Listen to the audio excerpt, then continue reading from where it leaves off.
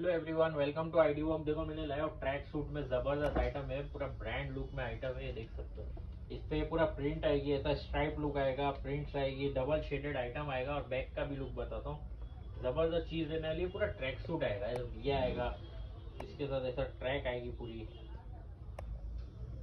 इसमें कलर्स बता देता हूँ, जबरदस्त कलर्स है। ये देखो, इसका ये कलर है, ये ब्राउन कलर आप देख सकते हो। चलो खोल के बता देता हूँ मैं।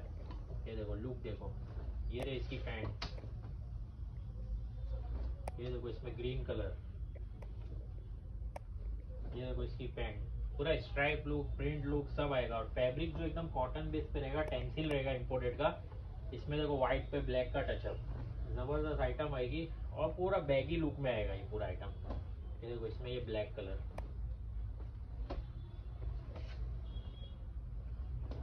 ऑल इंडिया डिलीवरी है। शॉप विजिट करना चाहते हो तो near by station Mumbra, Sanjay Nagar Mumbra. Thank you.